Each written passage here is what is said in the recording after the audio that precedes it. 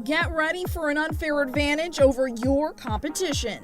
This is the Sales Edge podcast, where globally recognized sales expert and trainer Joe Peachy helps you sharpen your skills for booking more appointments and closing more deals. And now, here's your host, Joe Peachy.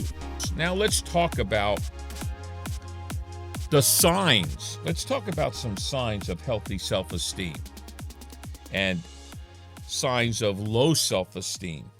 And so we're going to wear two hats right now. I'd like you to wear your own hat. This is going to be an assessment of where you are, but this is also going to allow you to recognize these characteristics in other people.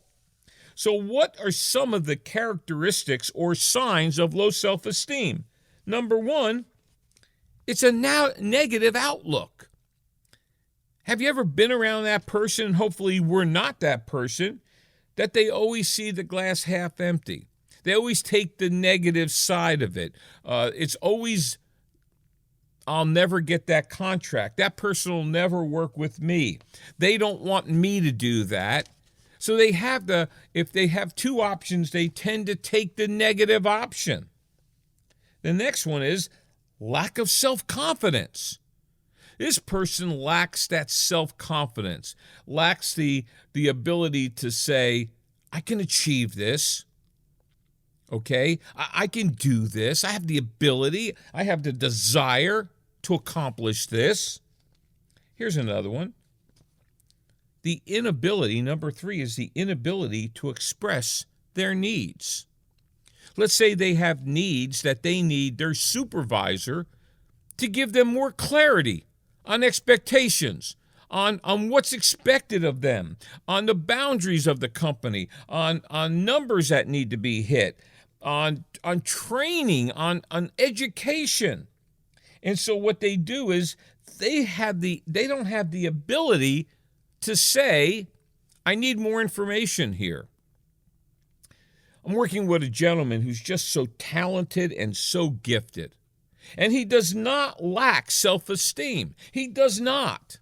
He has a very strong self-esteem. However, he's worked in corporate America for most of his life, and then recently we've helped him package himself up, and he's now doing consulting and training independently. Now, his abilities didn't change. He's still the same dynamic person. He's the same guy who did this for companies, and now it's time for him to be able to go out and get the work. And we're working with him on that. Well, I've been helping him hopefully close a big deal. And I was working with him today, and I said something to him, and he says, I just have a problem asking for the sale. I have a problem, and he said, closing the deal. And I said, you're not closing the deal. You're expediting the next step in the process. And then I asked this to him. I said, can I ask you a question? Yeah. Are you going to deliver more than you take? Absolutely. Do you believe you're capable of delivering what they want? He said, more than they want. Do you have the ability for them to evaluate what you've done? No question. Are you going to give this person a fair day's work? More than a fair day's work. Why do you feel bad about asking what you need? And what you need is a signed contract. What you need is a deposit, because that's the step to move forward. Because now listen to me, people, until a person signs a contract and gives you a deposit, they are not really engaging you to do the work. They are not giving you the power to do the work.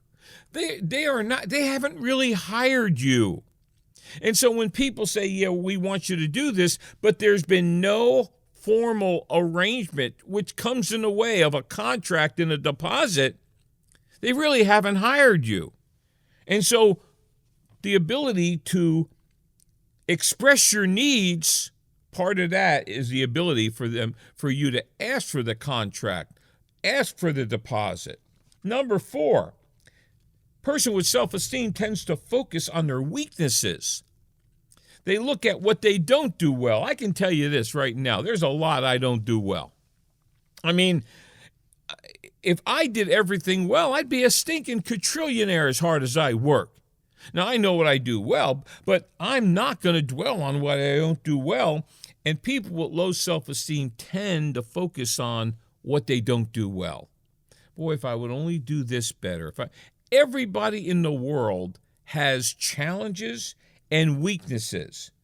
But people with low self-esteem tend to camp out in their weaknesses. And I know a lot of people go, well, I have to strengthen my weaknesses. You can spend all the time you want trying to get better at your weaknesses, and then you'll have strong weaknesses. But spend most of your time focusing on your strengths. Let's go to number 5. Feelings of depression, shame, and anxiety. This is intense here, folks. A person with low self-esteem feels shame, depression, and anxiety, nervous. And if you've ever felt that way, and we all have in our life, that's a time we need to evaluate our self-esteem.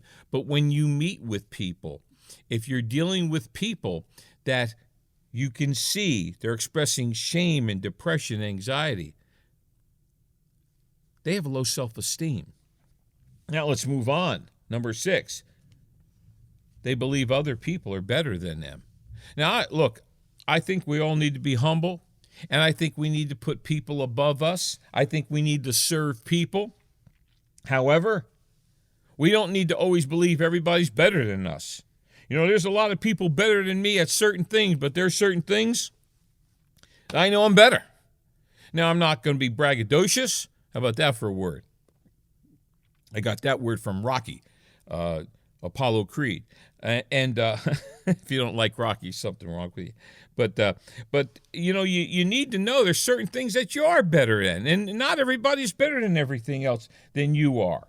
So this is a sign of self-esteem, poor self-esteem. Next, they have trouble accepting positive feedback or praise.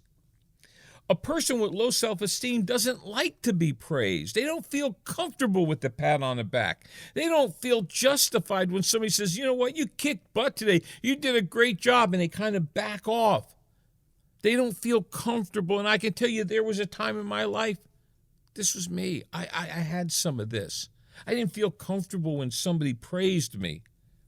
You know, and there was a time in my life, and I think there's a time in everyone's life where we have some self-esteem issues. And then number 8, tremendous fear of failure. A person with self-esteem is afraid to fail.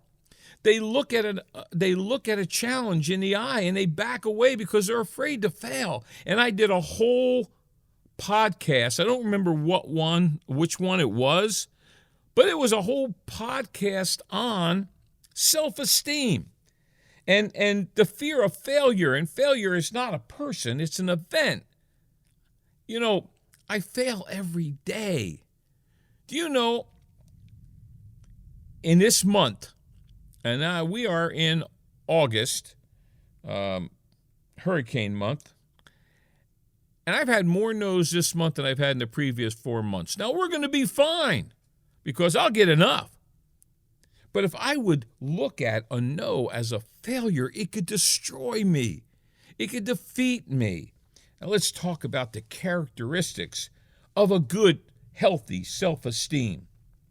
Number 1, confidence. I didn't say cockiness. I didn't say boastfulness. I said confidence. In other words, that internal strength of knowing, if I put my shoulder to this, I'm going to get it done. Okay? If I decide to do this, I'm going to get it done. Quite frankly, we need to decide and stop deciding. When you make a decision, do it. And I think that's part of the challenge for people. They decide, and then they keep deciding. Decide and stop deciding. Number 2, the ability to say no. A person with strong self-esteem has the ability to say no. And I can tell you in my life, as I've gotten stronger, as I've gotten more confident, as I have felt better about myself, I am able to say no to more things. Number 3, a person with good self-esteem has a positive outlook. They can look at a challenge, and I heard a story many years ago that there were these 2 boys, and their dad told them to go in the barn and shovel out the horse manure. Gave them both pitchforks. Well, one said, I'm not going in there. I am not going to shovel poop all day. And the other one took it and went in there and started shoveling it out. And the other brother said, why are you doing that? He said, with all that horse manure, there must be a pony in there. So that's positive outlook. When you look at stuff, is the glass half empty, half full? Number 4, the ability to assess strengths and weaknesses and accept them. So I know I have strengths, I know I have weaknesses, but I'll tell you one thing, I can assess them, and then I'm going to throw my fastball. If you're working with me, you're going to get my best. You're going to get what I do best. Next, negative experiences do not impact their perspective and performance, which means if they fail, if something happens, if they go down, it's not going to affect the perspective they have. It's not going to affect their performance. So, Joe, what about this month that you got all these no's? I still closed business. I didn't allow this no to affect the next phone call. I didn't allow this no to affect the next proposal. I play to win. And when you, quote unquote, lose, you get to play again. So you have to keep that perspective. And a person with a healthy self-esteem tends to play with that positive perspective. You know, I wake up in the morning with an attitude of this is the day. You know, I have all these opportunities. I have 24 hours to win. The very next call could be that one.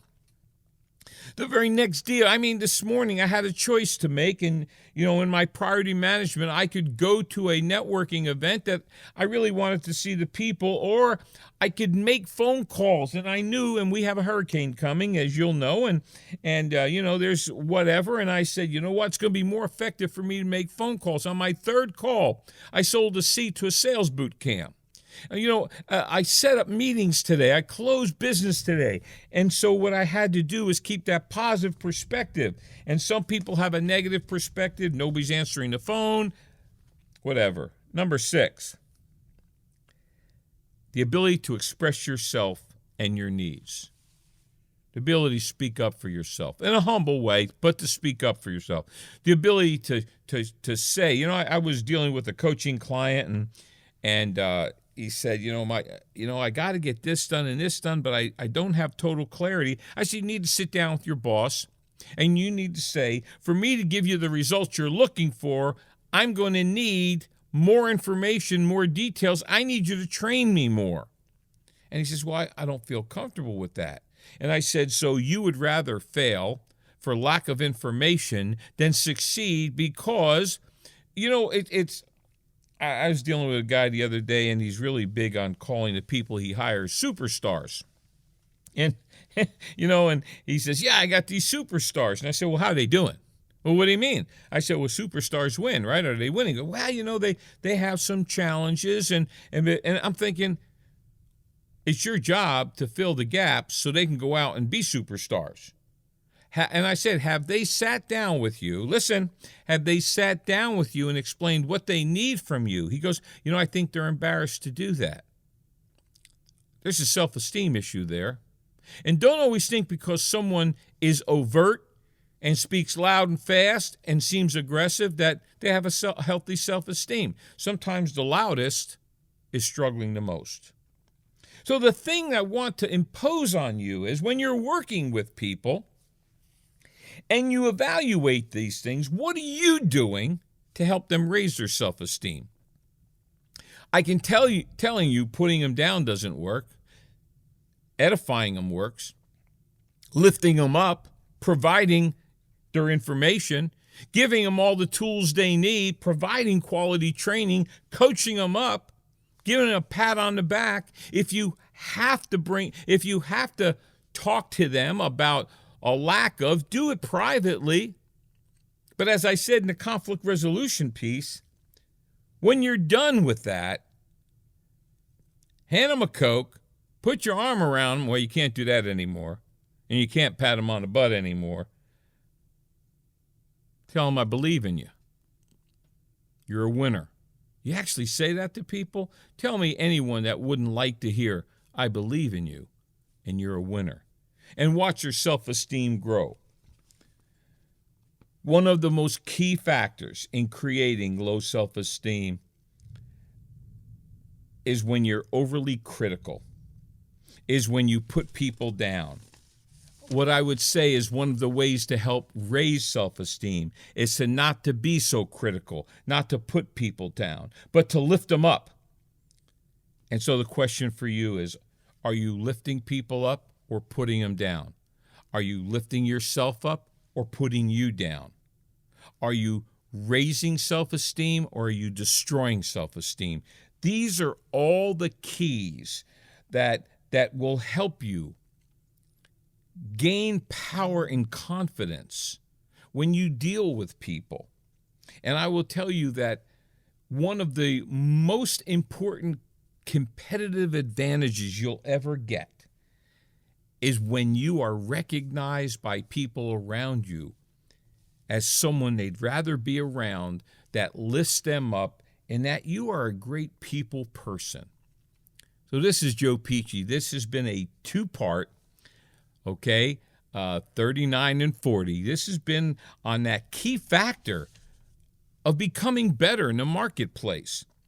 If you will take out your phone and put in text 55678 and put in the tagline, the message, Sales Edge, and text that, it'll take you to a link. It'll take you to a splash page. There's free downloads on there. Take them. Enjoy them. Also, send that out because on the bottom of that, there's links to our podcast. Now, if this is of value to you, I would ask you to do something. Go on the podcast that you're using and like this information, share it, and also write a positive thing. Give us 5 stars. Write something positive about what we're giving to you. You know, you are always able to send me questions or things you'd like us to do in the future. My email is joe@piciandpici.com. My phone number is 407-947-2590. Why would you give your number out? Because I'm offering you a complimentary cup of Joe. Get on the phone with me. Let's talk a little bit. Let's see if maybe I can give you a tip that's going to help you get to the next level. This has been the Sales Edge. Thanks for coming. Have a great day, and we'll see you on episode 41. Thanks for listening. New episodes will air each Tuesday and Thursday, so make sure to subscribe wherever you listen to podcasts and give us a 5-star review. The Sales Edge is sponsored by Peachy & Peachy Incorporated, a firm which provides training, consulting, and keynote presentations, empowering corporations and individuals to attract and retain quality clients for higher revenues and growth. Make more money in sales. Speak with Joe in person by calling 407-947-2590 or visit www.peachyandpeachy.com. Spelled PICIAND, PICI.com.